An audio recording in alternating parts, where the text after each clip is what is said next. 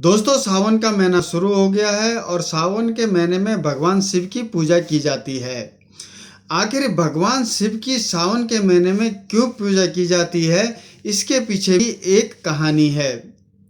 भगवान शिव सावन के महीने में ही पृथ्वी पर अवतरित हुए थे और अपनी ससुराल गए थे। ससुराल में उनका भव्य स्वागत हुआ और जलाभिषेक किया गया। इसीलिए सावन के महीने में भगवान शंकर की पूजा होती है और सावन का महीना भगवान शंकर को बहुत ही पसंद है। दोस्तों, आज मैं आपको एक ऐसे मंदिर के दर्शन कराने वाला हूं जहां भगवान शंकर और माता पार्वती की शादी हुई थी। दोस्तों, आखिर यह मंदिर इतना प्रसिद्ध क्यों है? दूर दूर से श्रद्धालु यहाँ क्यों आते हैं? यहाँ पर दर्शन करने का क्या महत्व है? यहाँ पर शादी करना लोग इतना शुभ क्यों मानते हैं? मेरा नाम है मधुसूदन भट्ट। यहाँ पे माता पार्वती की शादी हुई थी। यहाँ पे जब राजा बलि ने 99 यज्ञ किए थे और 100वां यज्ञ करने जा रहा था, तभी तक भगवान नारायण जी ने ये चलबली ये 52 अवतार लिया था। 52 अवतार लेके भगवान जी ने उनसे 3 पग पृथ्वी पहले पग में पृथ्वी नाप लिया था, दूसरे में स्वर्गलोक को, तीसरे में ब्रह्मलोक को नाप दिया था और राजा बलि को पाताल का राज्य बनाया था। और यहाँ पे ये माता पार्वती की शादी हुई, भोले शंकर की शादी हुई है। पहली शादी तो वो सती के रूप में थी भगवान शंकर की, जो हरिद्वार कंखल में दक्ष के यज्ञ में विध्वंस हो गई थी। दूसरा जन्म हिमंत राजा के घर में लिया था, ये माता मैनावती के कोख से लिया था। और यहाँ पे भगवान नारायण को साक्षी करके, तब तक गणेश जी की उत्पत्ति नहीं थी। और अंदर उनकी ये जैसे हमारी शादी में होती है ना, वेदी होती है, वेदी वो अखंड ज्योति जल रही है, अग्नि। और जैसे हम बोलते हैं ये थाली क्यों चढ़ी है, प्रसाद की थाली क्यों चढ़ती है यहाँ पे? उस समय तो मोर मोती थे, राजा हिमंत ने मोर मोतियों का दान किया था। कलयुग में तो है नहीं मोर मोती, इस समय मोर मोती चावलों को माना गया है। और यहाँ पे प्रांगण में पंचनाम देता है। बजरंग ये गणेश जी हैं, मछेंद्रनाथ जी हैं, अन्नपूर्णा माता जी हैं, ईशानेश्वर महादेव जी हैं, बजरंग बली जी हैं और अर्धनारेश्वरी महादेव जी हैं। यहाँ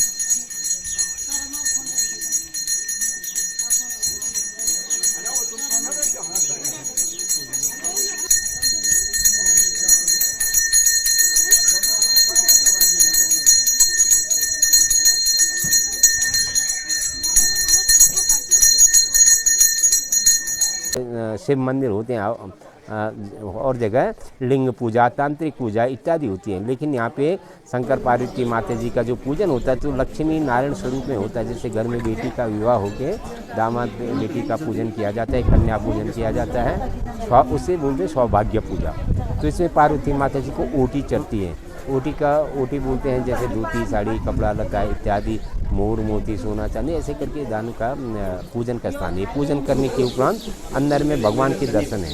ये विष्णु क्षेत्र है, मूर्ति में स्पर्श नहीं की जाती हैं, दूर से थोड़ी दूर से दर्शन होते हैं। बीच मध्य में भगवान नारायण की मूर्ति है, दाहिने भाग में दूल्हा में लक्ष्मी जी, बाम भाग में सरस्वती, क्षेत्रपाल, कुबेर, मछिन्नाथ जी, आदि गुरु शंकराचार्य जी और शंकर पार्वती माता जी का युगल मूर्ति और भगवान सत्यनारायण के चतुर्भुजी विशाल मूर्ति के दर्शन होते हैं। फिर 3 युग की धुनी है। बताते हैं वो जो अग्नि है वो ऋषि मुनि लोगों ने मंत्र से उसको प्रज्वलित किया। वो कुछ काल तक अपने आप जलती रही, लेकिन का प्रारंभ होने कलयुग में उसमें समिधा लकड़ी जला के उस अग्नि को जीवित रखा गया है। यहाँ पे जैसे केदारनाथ बद्रीनाथ में पट बंद होते हैं, यहाँ पे पट बंद नहीं होते। यहाँ पे 12 महीने पट खुले रहते हैं। त्रिकालिक पूजा होती है। सुबह में भगवान का जागरण होता है, दोपहर में भगवान का भोग लगता है, शाम को आरती होती है। नित्य का काम है।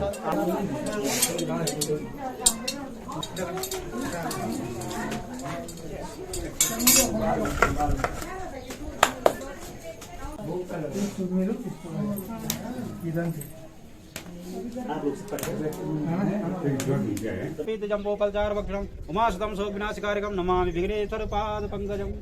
थोड़ा पानी थोड़ा भगवान का भोग चल रहा है अंदर, मंदिर खुलेगा उसके बाद आपको बकरी देंगे, ठीक है?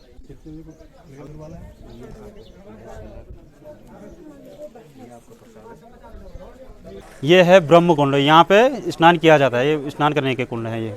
ब्रह्मा जी की शक्ति से ब्रह्मकुंड वर्मा जी ने यहाँ स्नान करा होगा तब, हाँ? जी हाँ, ये ब्रह्मकुंड है। और आगे चलिए। आगे आ जाइए। ये है रुद्रकुंड, भगवान शंकर की। ये है ब्रह्म, यहाँ पे भी स्नान किया जाता है। ये स्नान करने का कुंड है ये भी।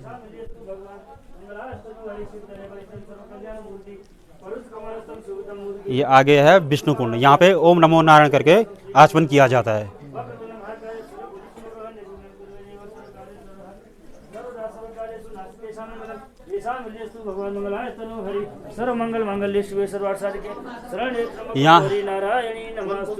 यहाँ पे सरस्वती कुंड, यहाँ पे पितृ के तर्पण आदि किए जाते हैं। यहाँ पे पितरों के मोक्ष के हिसाब से उसको तर्पण किया जाता है। यहाँ पे ये शिव पार्वती बद्ध रूप जोड़े में, जोड़े रूप में है। आगे आ जाए।